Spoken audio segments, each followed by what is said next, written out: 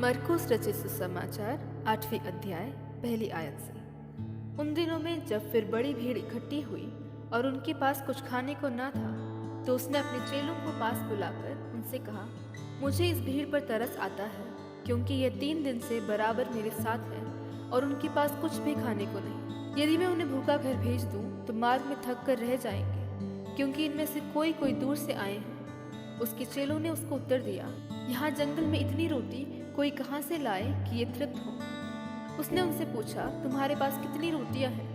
उन्होंने कहा, 7। तब उसने लोगों को भूमि पर बैठने की आज्ञा दी और वह 7 रोटियां ली और धन्यवाद करके तोड़ी और अपने चेलों को देता गया कि उनके आगे रखें, और उन्होंने लोगों के आगे परोस दिया।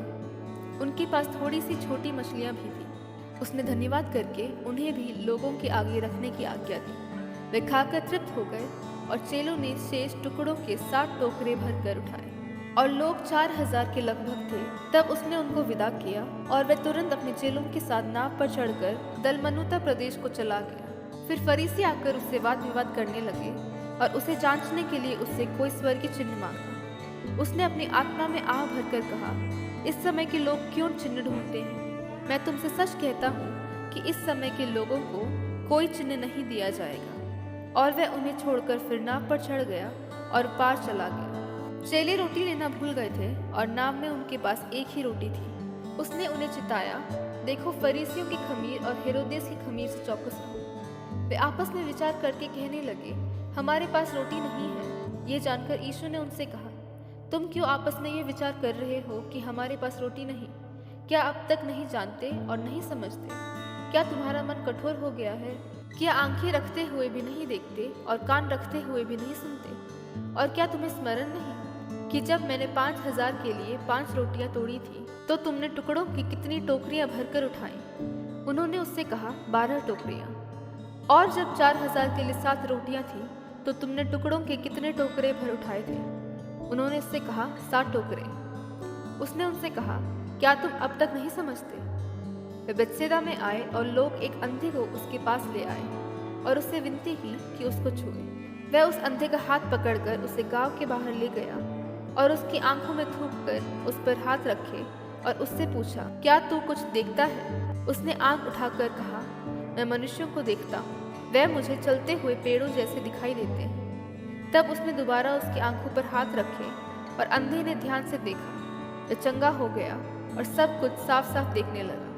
उसने उसे ये कहकर घर भेजा, इस गांव के भीतर पाँव भी न रखना। यीशु और उसके चेले कैसरिया फिलिप्पी के गांव में चले गए। मार्ग में उसने अपने चेलों से पूछा, लोग मुझे क्या कहते हैं? उन्होंने उत्तर दिया, यूहन्ना बपतिस्मा देने वाला, पर कोई कोई एलिया और कोई कोई भविष्यद्वक्ताओं में से एक भी कहते हैं। उसने उनसे पूछा, परंतु तुम मुझे क्या कहते हो? पतरस ने उसको उत्तर दिया, तू मसीह है। तब उसने उन्हें चिताकर कहा कि मेरे विषय में ये किसी से ना कहना। तब वे उन्हें सिखाने लगा कि मनुष्य के पुत्र के लिए आवश्यक है कि वे बहुत दुख उठाए और पुण्य और प्रधान याजक और शास्त्री उसे तुच्छ समझकर मार डाले और वे 3 दिन के बाद जी उठे।